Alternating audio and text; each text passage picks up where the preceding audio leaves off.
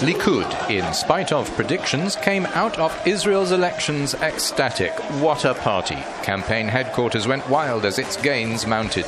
This proved earlier indications wrong, that Netanyahu's team competing against Herzog's Zionist Union were neck and neck. When Benjamin Netanyahu showed himself, he looked assured of a fourth term as prime minister. It's never happened in Israel before. Confident that the president will ask him to form a new government, his continuation nevertheless sees Israel's dealings with the Palestinians and the international community in a sorry state.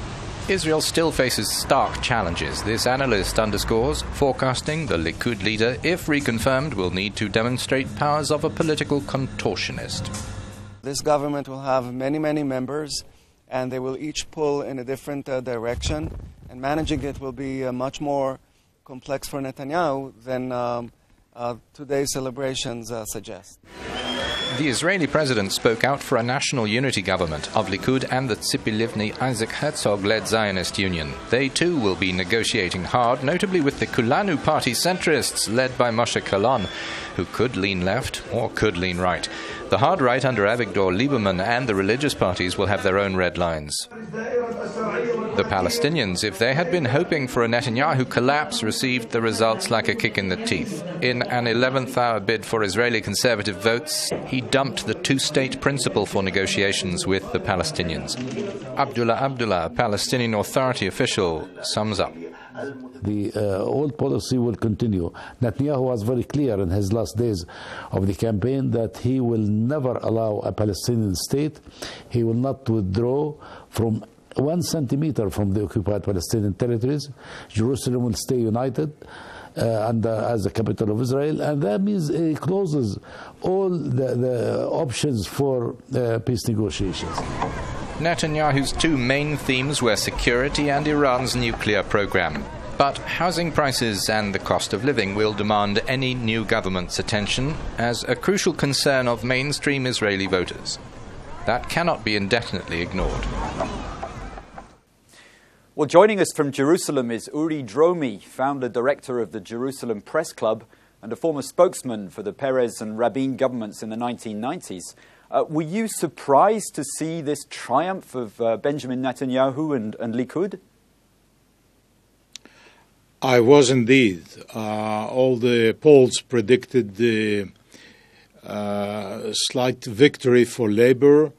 And then when there was a draw, I was still a bit surprised, but I looked at the possibility of Labour forming a coalition. And then in the morning, I was really, I'm sure like most Israelis and many people abroad, very surprised by the results.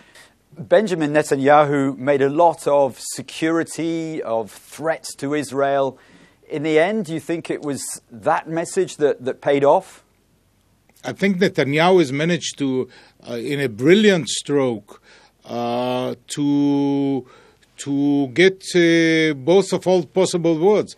On one hand, he is perceived as the one who will better stand against the security challenges, and at the same time, by embracing Kahlon and making him a senior minister in his future cabinet, he will also tell the Israelis that he's not indifferent to their grievances. So given that, what type of government do you expect to see formed in the next couple of weeks? We will have a center-right government leaning to the right, hawkish, but also sort of socialist in its socioeconomic issues. Netanyahu has said no to a Palestinian state, yes to more settlements in the occupied territories. What will the effect of that be, do you think?